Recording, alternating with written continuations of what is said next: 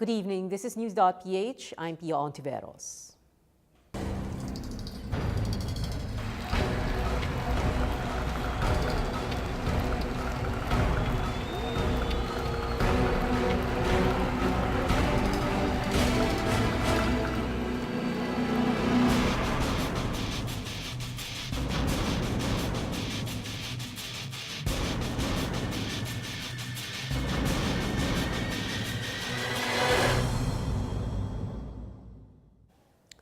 So whose race is it anyway? Pulse Asia's latest survey says it's still Vice President Jejomar Binay who has the upper hand, but there's a big 10-point loss, and on the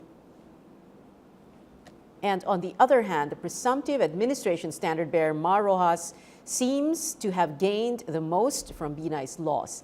My guests tonight in the first half of the show, Ronald Holmes, Pulse Asia, and Congressman Toby Tiangco, a spokesman for Vice President Binay. We are expecting Congressman Miro Kimbo of the Liberal Party to join us by telephone. Good evening, Dr. Holmes and Congressman Tiangco. Thank you very much for joining us. So, Dr. Holmes, can you tell us whose race is this? Is it correct to say that it's still Binay's race, or is it correct to say it's Mar's race now? Well, the eventual race, the contenders for the eventual race would not be determined until probably the filing of the candidacy in November next year. But if the elections were held at the time that we conducted the survey, then you can say that the 18 percentage point lead between the Vice President and the possible LP standard-bearer Rojas, then the Vice President would have won the election if the presidential election was held last September. Yeah, but is that still a comfortable lead for the Vice President, or is it something to crow about? It's a significant lead if you base it on, let's say, pre-election polls that we did at almost the same time in previous presidential elections. In earlier presidential elections in 2009, 2008 and 2009, when we did pre-election polls, we didn't see that distance between candidates. Not even when it was Manny Villar still leading. At the time, essentially, there were quite a significant number who were undecided. If I'm not mistaken, then Senator Villar was, I think, peaking at about 25%. And then the other candidates, there were two other candidates with double digits. But not to the extent that you had, let's say, one who had 41%, which was a number that the political preference that the Vice President had in June, which declined to 31% in the September survey. What were the numbers for undecided now? The indecision right now is quite insignificant, really. There are 15 names in the presidential list, and if you look at the level of indecision, people who say that they cannot identify anyone there, it's a single digit. It was not the same. We had double-digit figures prior to the 2010 election in earlier surveys in 2008 and 2009. So I think if we try to look back, except that Pulse Asia was not in any way a polling organization in earlier elections, this would be likened to the time when then Vice President Erap Estrada had already expressed his intent to run for the presidency in 1998, when the other contenders were really quite far behind from then Vice President Estrada. Well, it's interesting that you say that medyo or it's interesting that the survey says medyo insignificant yung mga undecided, because if, for example, you look at social media, sometimes there are comments by netizens who say, they say, well, we can't decide, is it going to be Binay or is it going to be Mar? Parang may ganun wala na bang iba, parang ganon. So that's an insignificant. Well, the other thing that we should also remember is that the firmness of that particular disposition, it's not something that we can say, I mean, that disposition is not too firm right now. In previous surveys that we did, specifically in exit polls, when we asked people when they firm up the decision with regard to who they will vote for president, normally the longest period, I think, would be about a month before the election. So this is something that would be fleeting. It may be changing, and as the actual contenders will be known only next year, the latter part of next year. Definitely the race would be different. The complexion of the race will be different by next year. Okay, but again, before we go to Toby, to be very clear about this, you're saying that Jojo Binay can be rest assured for now that he still really does lead the race. Yeah, I don't think that anyone can assure themselves that the race is theirs. You know, there are many other political developments that will happen, and then meaning, but if elections were held today, if malaki pa lang ang if the elections were held in 18% naman, September, ganun. then that's a runaway win. But elections will not be forthcoming until May 2016. Okay. Congressman Toby Tiangco, Yep. I guess you will say that this doesn't bother the Vice President one No. bit. Actually, it's just less bothersome. As I said, mas hindi kasing sakit nung inaasahan natin. I myself, I was expecting mga 15%. Sabi ko, wag lang lumagpas ng 15%. Medyo okay na tayo. Okay. Kaya nung nakita kong 10%, masakit, pero hindi kasing sakit nung inaasahan na 15%. Medyo nabunutan ka ng kalahating tingin. No. parang ganon. In fact, masakit talaga because yung 41% naman did come just by the Vice President just doing nothing. Yeah. Pinagsigapan talaga ni Vice President na makuha yung 41% by doing his job, di ba? Pinupuntahan niya yung mga nangangailangan ng housing, Yeah. pinagsisikapan niya mabigyan ng pabahay yung mga nangangailangan ng pabahay, yung mga pupugutan ng ulong mga OFWs, pinupuntahan niya. And talagang iniikot niya yung bansa para makita yung pangangailangan ng ating mga mamamayan. Kasi nga gusto niya na yung mga serbisyong galing sa tulad sa Makati ay maibigay in the rest of the country. Yeah. Libreng edukasyon, libreng hospitalisasyon. Yun ang gusto niya magawa. Okay. Kaya But Toby, even if you say, pinaghirapan to. even if you say na, I was expecting 15, buti na lang 10 lang, that's still quite a huge drop. Definitely. Sabi ko masakit at masakit dahil pinaghirapan And kanina nag-uusap kami ni Ronnie, we will have to climb up little by little. Hindi namin mababawi yan in one quarter, yung 10%, no? Yeah. So, nakakapanghinayang. Pero ganyan ang politika, Yeah. We will have to live with it. Yeah, okay. So you're saying you're going to have to climb up little by little, but what if umakyat din yung ratings ni Mar Rojas? The problem is while you're climbing up, someone's pulling you down, di ba? So mas mahirap umakyat talagang we will just have to focus on the strategy. I think kasi dito, I think si Ronnie does not agree with me here. Pero ito yung aking view, no? Sa tingin ko dito na we fell partially into the trap. Meaning? Hindi sinasabi nila ng mga kalaban ni VP, hindi niya sinasagot sa Senado. No, pero pag nag-iikot si VP at in-interview ng media, sinasagot rin niya partially. No? So, ang nangyayari, kunyari, pumunta siya sa Cavite o sa Laguna para mamahagi ng 500 bahay. Pagbaba niya na sa sasakyan niya, tatanungin siya, ano masasabi niyo dun sa paratang sa Senado? So, sasagutin niya ng kaunti. So, ang lalabas sa news doon, ito ang sinabi nung nag-akusa kay VP, ito ang sagot ni VP. Yeah. Hindi na nasabi kaya siya pumunta doon upang mamahagi ng 500 houses. Yeah. So don't you think there should be discipline na ang suggestion ko, of course, is kung sakaling tatanungin man siya, wala na talagang pag-uusap tungkol doon sa akusasyon because that is not the proper forum. Ang dapat, i-file nila, may kaso na sa Sandigan Bayan, doon namin dapat sagutin ng todo-todo, pati sa ombudsman. No? Pero kung sakaling tatanungin si VP, ang suggestion ko sana sa kanya is that sasagutin lang niya, ano masasabi niya sa paratang? Pasensya na ho, ako'y naririto dahil ako ho ay pupunta sa isang official function ng NHA. That is the reason na nagustuhan siya ng tao because of serbisyo niya. Hindi na nalalaman ng mga tao yung serbisyo niya ngayon. Yeah. Hindi na nalalaman na kaya siya nagpunta doon dahil namahagi siya ng pabahay. You think his numbers will go up again if there is a change in strategy and he and you, the entire team, decides, sige na nga, humarap ka na nga sa Senado? Hindi ako hindi solusyon yun. It's a bigger trap. Kasi kung pag humarap siya o sumagot siya, wala nakatapos ang sagot yan. Pwede umabot yan ng 2016 na laging sinasagot lang niya. Ang sinasabi ko nga, siya ay nagustuhan ng taong bayan nung siya ay 41% because of his performance, di ba? Ngayon bumaba yung performance rating niya. So ano ibig sabihin nun? Yeah. Para sa akin, ang dating nun, hindi naman siya naghinto ng trabaho. Tuloy-tuloy pa rin ang effort niya ng trabaho. Hindi lang nababalita at hindi nalalaman ng taong bayan yung kanyang trabaho dahil napupunta doon sa pagsagot niya ng issue. What was the reason for the 10% drop? Was it because he did not face the Senate as, well, on social media, gano'n ang sinasabi ng mga, humarap ka kasi. Dahil hindi siya humarap or ano ba talaga? Well, Pia, we really don't have the data Yeah. to support that there would be any single factor that would have caused the drop. That's why dun sa media release namin, what we did was to identify the developments prior to and during the survey. And across 3 weeks, up to the time that we started the survey, there were 3 Senate investigations. And it was at least at the top of the news, no? Aside from news about criminality. Yeah. Toby's correct. No? The thing is that if you look at what was reported with regard to the Vice President, much of what was reported prior to the survey were related to the allegations of the overpriced Makati City Hall Building 2. There were no reports whatsoever of what he was doing in the performance of his duty as Vice President. So if you have all of those negative reports, then eventually it will take its toll in terms of public opinion, Yeah, in terms okay. of political support. So is it going to help his numbers? Will it bring up his numbers if he decides haharap siya sa Senado? Well, If I he's think going to face the for any Senate? politician, you will have to change really the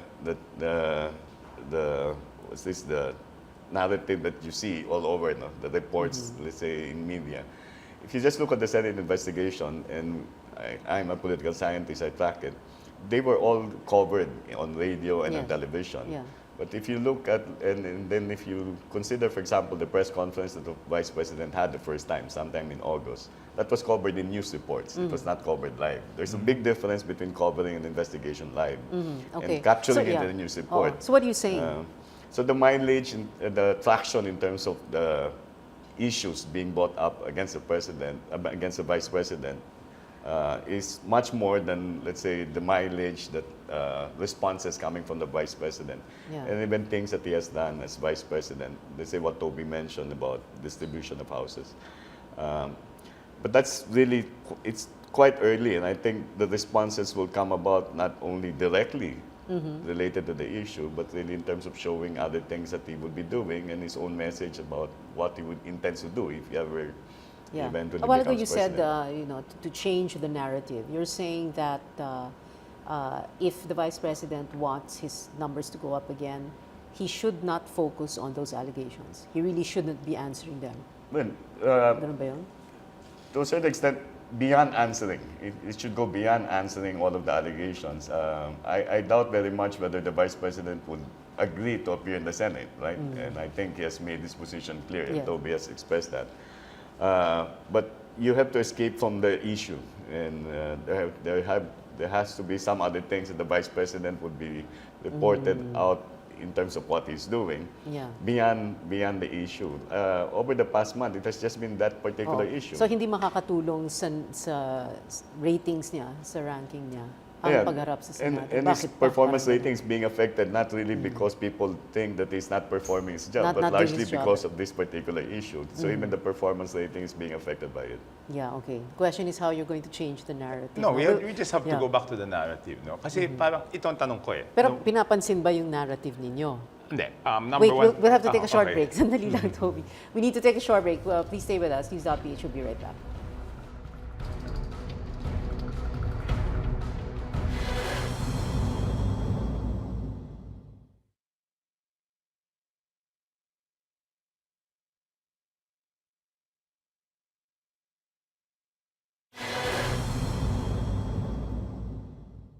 Welcome back. You're still watching News.PH. Still with us, Ronald Holmes, Pulse Asia, and Toby Tiangco, spokesman for Vice President Binay. We cannot contact Congressman Miro Quimbo, but we'll try and get someone else to speak for the Liberal Party. Congressman, what's Congressman Quimbo? Congressman Tiangco. Hindi, ganito yung tanong ko, no? Simple lang yung tanong ko eh. Tuwing pinagdidiskusyon na namin yan eh, kung pupunta si Vice President o hindi. Ang tanong ko dun sa mga kasama sa grupo na pabor na pumunta si Vice President, assuming sagutin ni Vice President lahat ng issues, and assuming mapatunayan niyang walang kalokohan doon, matutuwa ba yung mga kritiko niya? Hindi pa rin eh. Okay. So bakit natin pupuntahan yung laban na kahit masagot mo lahat ng tama, eh wala ka naman makukuha. Di ba? So that is why he chose to have a speech instead.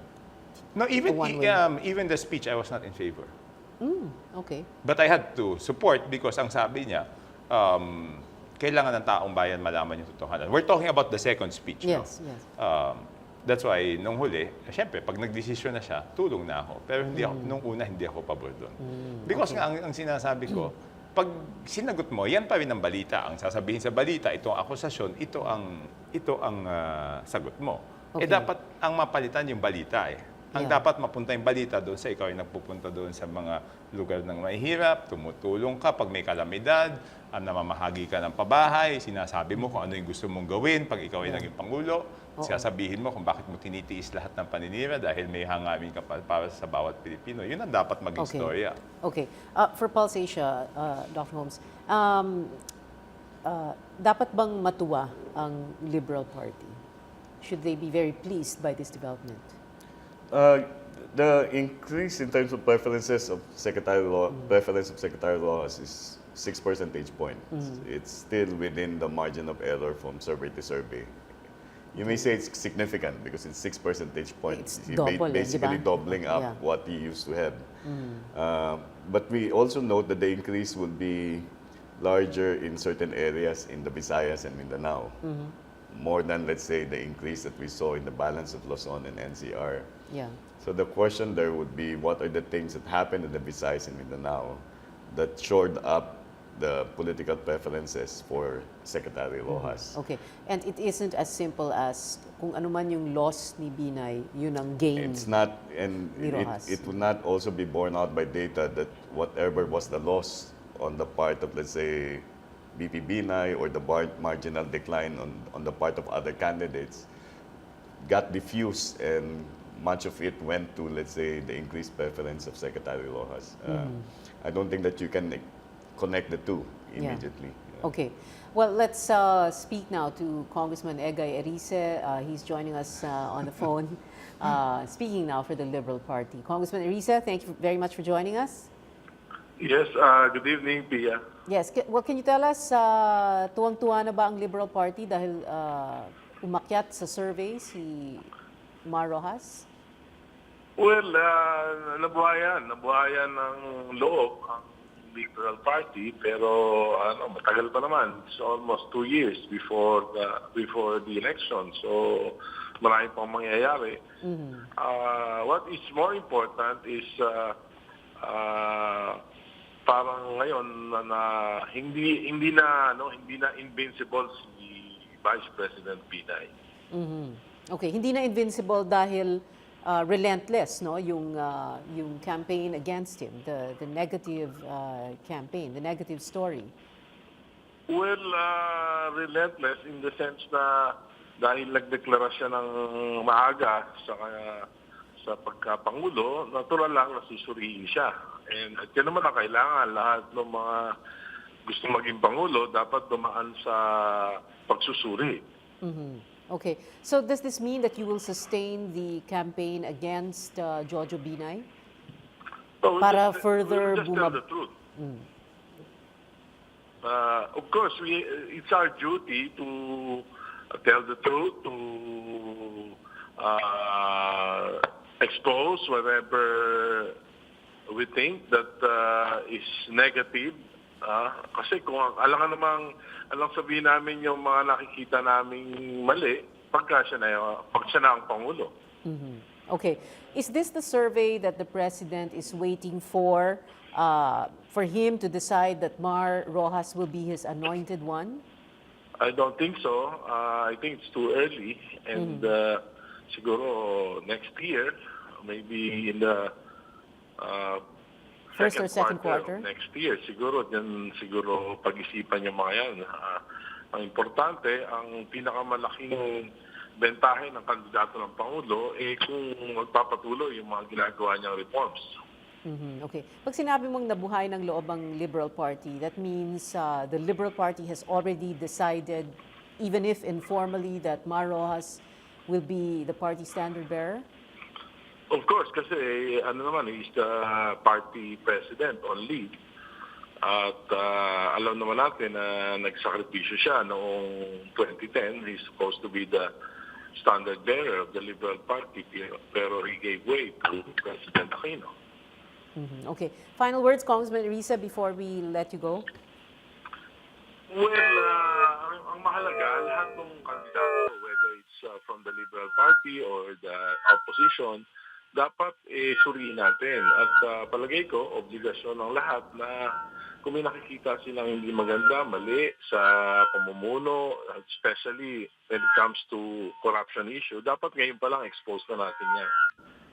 All right. Thank you very much for joining us, even at this, with this very late invitation. Maraming salamat, Congressman Erisel. Dahil hindi sumasagot sa telepono si Miro eh. Salamat po, Congressman Sige, Erisel. salamat. Thank you. Thank you. Okay. Thank you. Dr. Holmes, I wanted to ask you, in the survey previous to this, you had quite a number of names. Pero narinig ko lang to, no? Parang nagdagdag pa kayo ng ibang pangalan. Yeah. Right? Did that have anything to do with how the numbers went? No, the other things that we added are essentially personalities that some of the parties may consider as possible candidates. Yeah.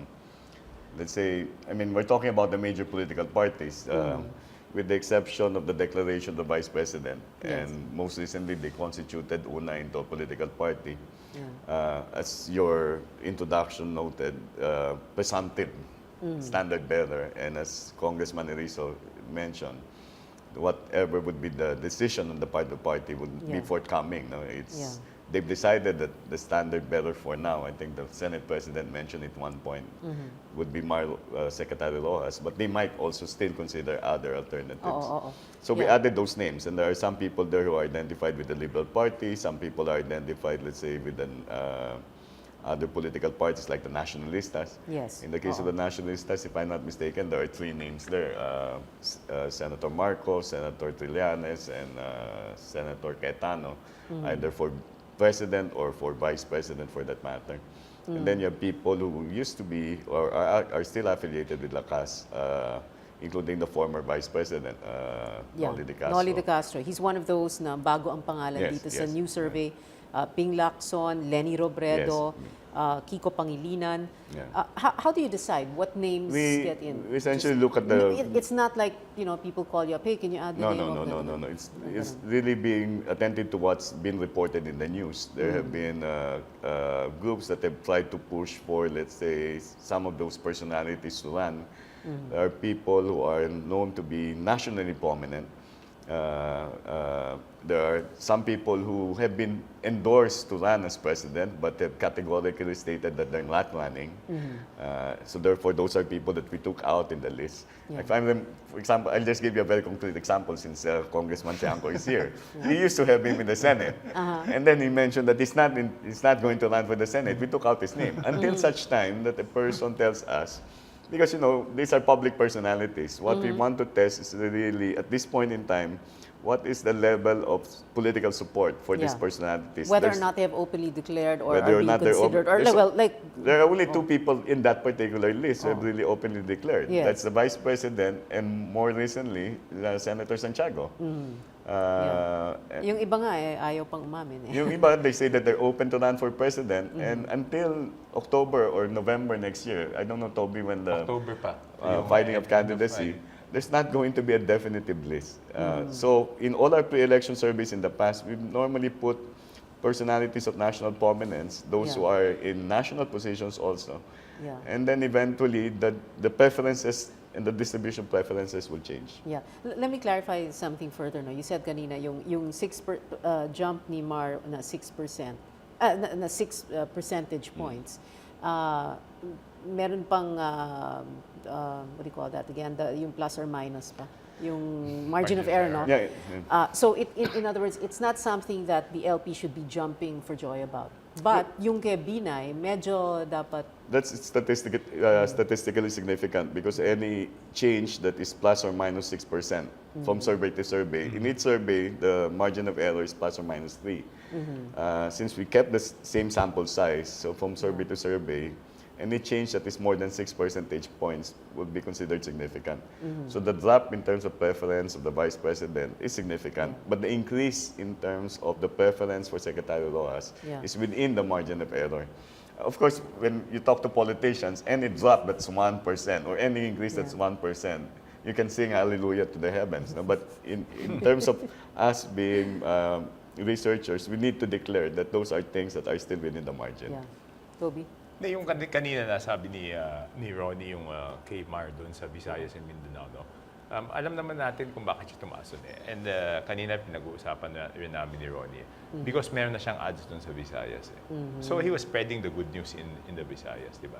Kaya nga sinasabi ko, you have to spread the good news so that when the bad news comes, kumbaga sa tao, uminom ka ng vitamins para pag dumating yung virus, may Meron kang panlaban ka. immunity. Yeah. No. It's really like that eh. Yeah. You will have to build up on what people like of you eh. So, bakit ba gusto ng tao si Vice President? So, yun ang dapat na gawin niya. Is there a danger that the Vice President's ratings can still slip further?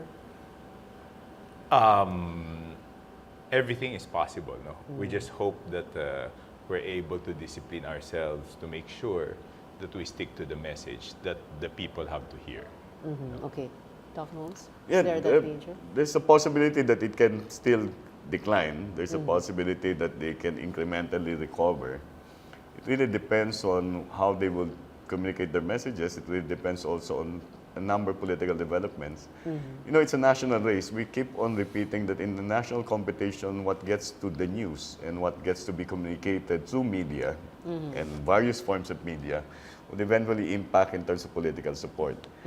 And in the past month, really, what has been reported out on the part of the Vice President is not necessarily something that he can benefit from. Yeah. And that's Okay. borne out by the decline that you see right now. It's not the sole cause of the decline, but it's really something that substantively may have caused that particular decline. Okay, final words. You have 1 minute each. Toby, pag-time you, ha? Hindi, 1 minute. sana ma-realize po ng taong bayan na ito'y paninira. Sana ma-realize ng taong bayan na si Vice President ay tuloy-tuloy ang trabaho sa kanyang binigyan na responsibilidad ng Pangulo sa pabahay at sa pag-alaga ng OFW. Sana ho, malaman ng taong bayan na titiisin ni Vice President ang lahat na ito para lang matupad yung kanyang hangarin na magbigay ng libreng edukasyon na maayos, libreng pagamutan, libreng ospitalisasyon, at mas marami pang serbisyo para sa ating mahihirap na kababayan. Okay, well, 30 seconds lang. So, Dr. I'll make mine shorter. Our next survey will be at the fourth quarter of this year, so we'll just report out the findings after the time. All right. Thank Thank you you, very Pia. much, Ronald Holmes. Pulse Asia, Congressman Toby Tiangco, thank you very much for being with us tonight. We'll take a short break. News.PH will be right back. Stay with us.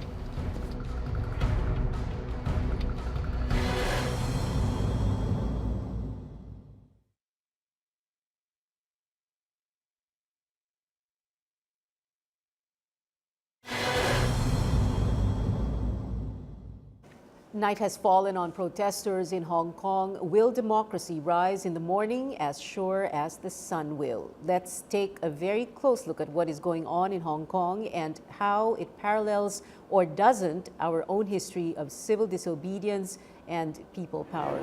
My guest tonight in this last half of the show, Professor Antonio Tonton Contreras of the De La Salle University Political Science Department, and on the phone in a while, Jose Custodio, China analyst, and joining us a little later on in the show, Misha Benoliel. I hope I pronounced his name correctly, of Fire Chat. We'll explain in a while why we're going to be talking to him. But good evening, Professor Contreras. Thank you very much for being here. Civil disobedience, protests, nothing new to us. We did this before, 83 to 86 and beyond. Now, how would you describe civil disobedience, protest movement, Hong Kong style? Now, what is remarkable about what's happening in Hong Kong, to me, is it's very orderly. I think, you know, what it was mentioned in the news that they even have their own ways of collecting garbage. Okay. And for me, as a social scientist who looks at order and disorder, it's something that is unique. You know, it's something that is unique that they are so in this civil disobedience. They want to challenge the power of the state, and it's the power of China, and yet there is that sense of restraint. There is a sense of discipline. I think it's cultural. Okay. Jose Custodio joining us on the phone. Jose, are you there? Yes, I'm here. Hi, Pia. Yeah, you're stuck in the great wonderful wall of traffic. Okay, Jose, can you answer that question, civil disobedience, Hong Kong style? Yeah, I fully agree with Professor Contreras there.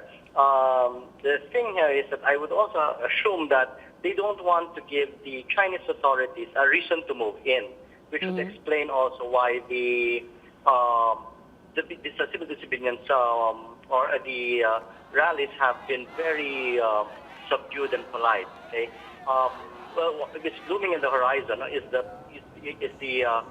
Beijing itself. Okay, and they are watching what the authorities in Hong Kong are doing, and if this thing gets out of hand, then there might be a movement. There might be a movement from Beijing, and that might also be the reason why to explain why they're acting in such a manner to demonstrators.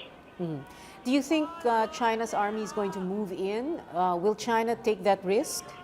But it really depends on how things demonstrators themselves conduct themselves in the next few days or whatever. But so far, it has. I'm getting mixed reports here that it hasn't really crippled the entire territory. Okay? Yeah. Things seem to be functioning. So as long as Beijing sees that the authorities in Hong Kong are capable of handling this situation, then they might just leave it in that manner. Okay? They might just allow the police, the Hong Kong police, to as long as it's like that. But if there are anarchists there or anybody who provokes violence or whatever, I think that's a different matter. But I don't think that will happen. Yeah. So it's still remote that the Anarchists, but and wait a minute, what is going on right now? This is live footage, right? Tear gas. All right.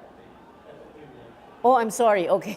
Yeah, let's put the let's put an ID, no. So the bigger Jose, I hope you're still there. Huh? On the bigger screen, what we're showing is file footage, file video. The smaller screen, that's what that is the live camera shot. All right. Okay. Jose, naku, we lost Jose to the great wall of traffic along EDSA, Cubao Underpass. Okay.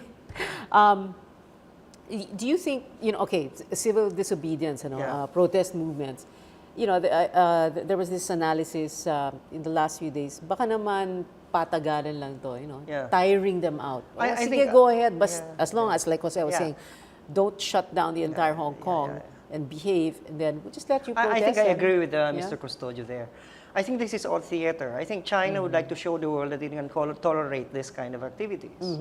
Para manage lang, makipagpakita na, we are allowing them this space to express themselves. And I think so. The part of the demonstrators, they also don't want China to move in. Yeah. So baka ganun nga mangyari. Baka this is China using this as an opportunity to say that we are tolerant.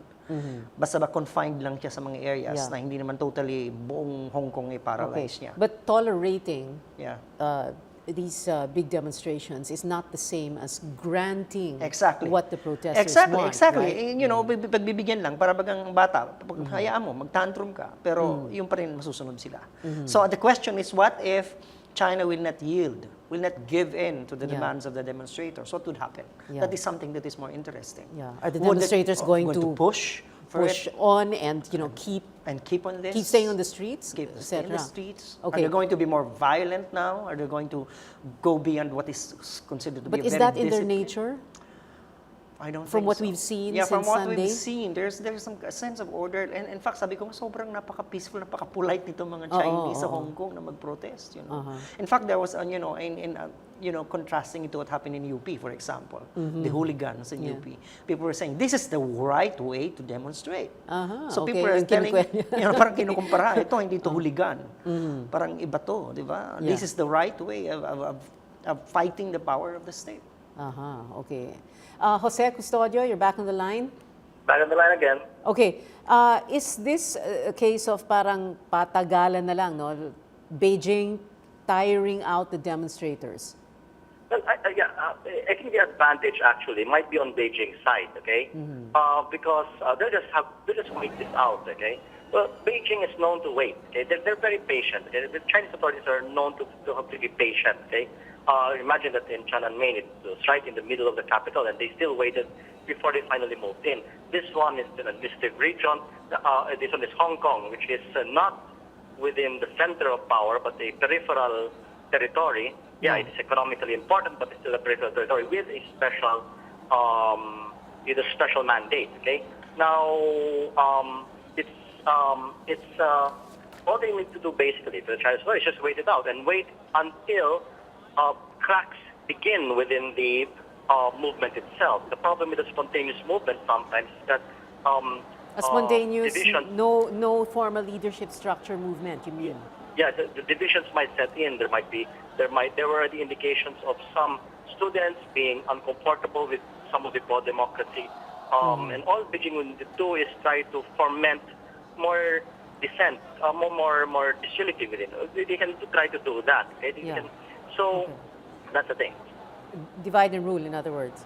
They can do that because they're quite good in it. They actually do it in the territorial disputes here in Southeast Asia. What will stop them from doing that in their own territory? Okay, Professor Contreras earlier saying that Beijing wants to show that it will tolerate something like this, but at the same time, not give in to their demands. Yeah. Correct? Yes, I agree with that, yes. Okay. And like I said, yeah. Yeah, go ahead. And like I said, okay, it will appear to tolerate, but it will move behind the scenes. Okay, they're quite good in that. They move behind the scenes. They they will send out feelers to this some of the people linked to the pro-democracy movement. Try to like I said, foment division within. They can do that. Okay, and they can play up. Okay, they can also play up the sentiment of some in Hong Kong itself who don't seem to be that supportive of what's happening. Okay, because business is still business. Okay, I mean, say that you still have to earn. Okay, you still have to have your business, and if your business is shutting down, if it's getting affected eventually, then you might lose support. Okay, you might this democracy rallies might lose support. Okay, because the problem, yeah. All right. Jose, I'm sorry. We need to take a short break. We'll be right back after this. News.PH. Thank you, right. Okay.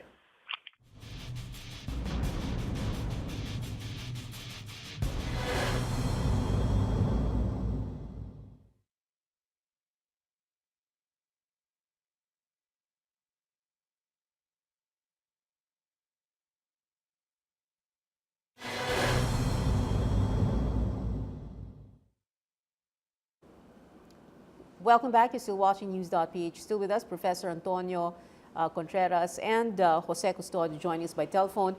Protesters, like you said earlier, Professor Contreras, yung trash sorting, they have these well-organized medical teams, they have good manners, very well spoken, hygiene even. And then, of course, there are the other symbols of the revolution, of the protest movement. Umbrella. The umbrellas, parang ala 300 Kasi umuulan Kasi umuulan. Pero magandang panangga. And they have the yellow ribbons. Yeah, well, what are your thoughts when you saw that? The yellow ribbon seems to be already has been a color of protest. Sa Thailand, naging color din yan. Because yung royalty sa ating yellow. So parang actually, symbols din yan eh.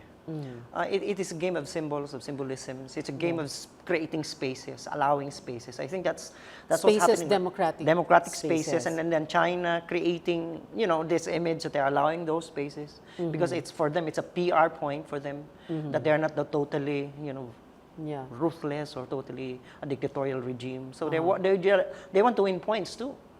Okay. And of course, other symbols, yung mga numbered codes nila. Yeah, that's right. 689, 926, 18964, etc. Exactly. Then yung hands up. Yeah, that's right. In other words, people trying to create images. It's representations. I think what's happening now is what we call in culture studies as the simulation of reality. It's becoming now a show in a way too. It's political theater. Yeah, right? Demonstrations are doing it not only for themselves, but for the participants, but for those who are live watching the event. You have cameras, TV cameras. So they want to project it to the outside world. Alam nilang covered sila ng live ng CNN, ng BBC, ng Fox, lahat ng major network. So hindi lang para sa kanila, para din sa mundo yun nakikita. There's a world audience, of course. Okay, in 1986, EDSA, the first EDSA had the radio and, the AM radio. AM radio.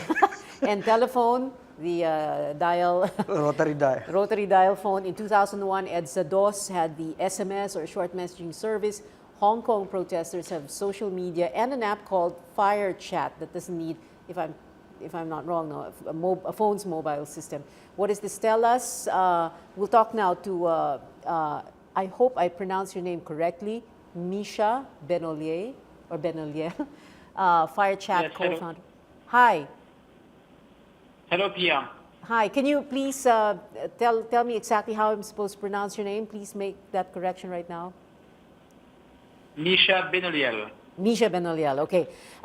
Misha, thank you very much for joining us. I understand you're in Hong Kong, but you are founder of Open Garden. This is the company that made that Fire Chat app, correct? Yes, that's correct. Yes. Oh, I'm sorry, developed the Fire Chat app. Okay. How popular is it right now, Misha? How many people have downloaded it in Hong Kong for use in this protest movement that's going on right now?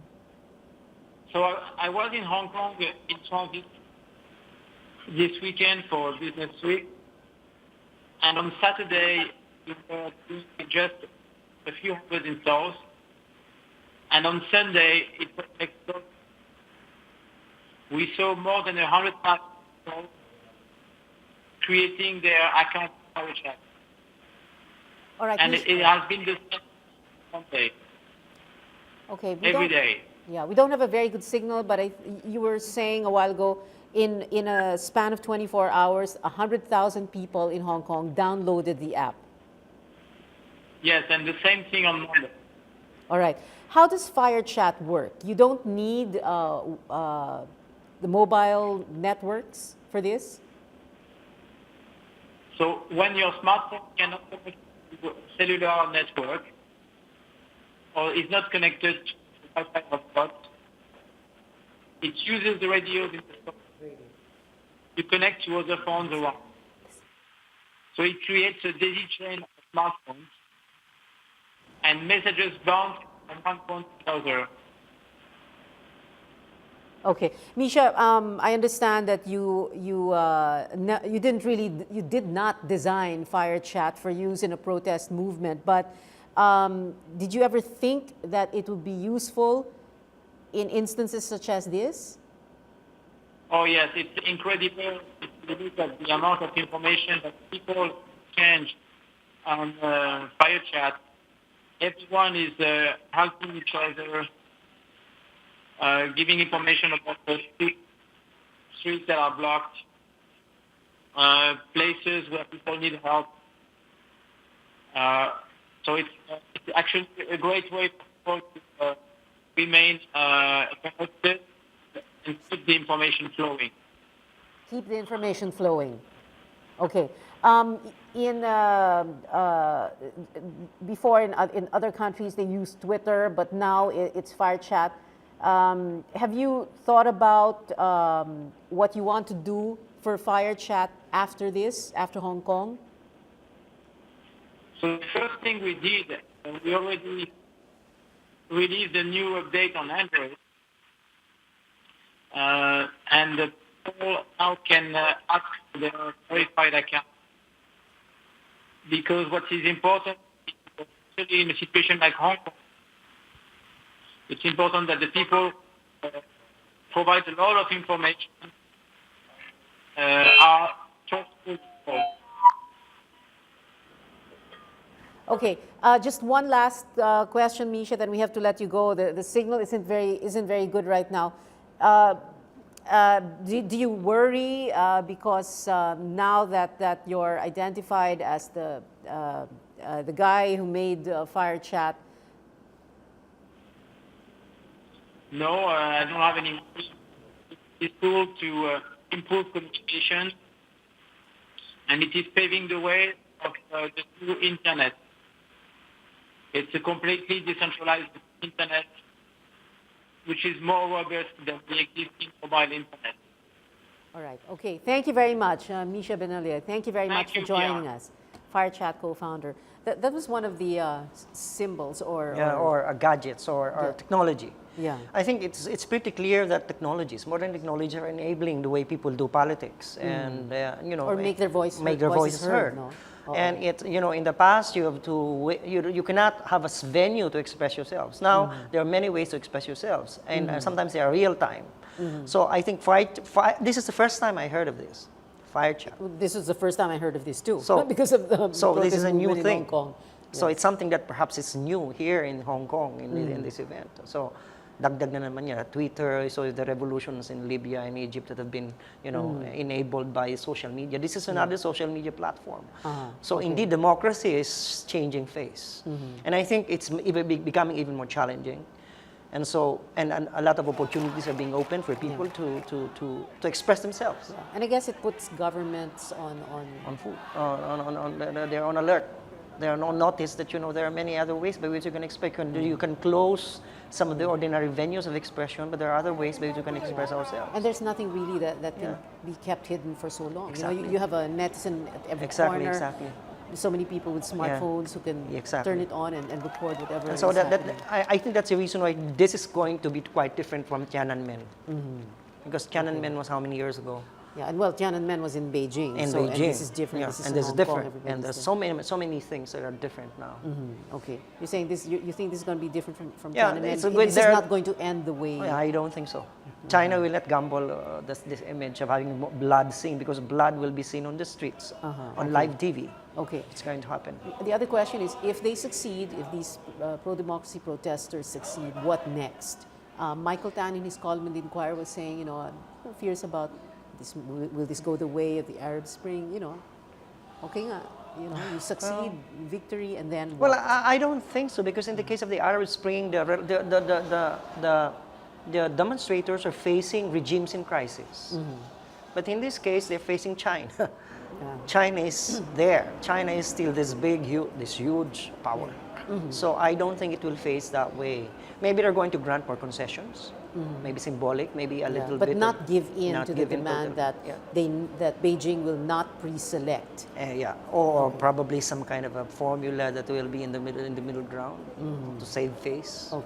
Okay. Let's talk again to Jose Custodio before we end the show. Jose, we were talking about Fire Chat. It's an app that's been downloaded by about 100,000 people in Hong Kong. They're using that to organize their protests now. So Professor Contreras and I here talking about how revolutions or protest movements are evolving because of the internet and social media.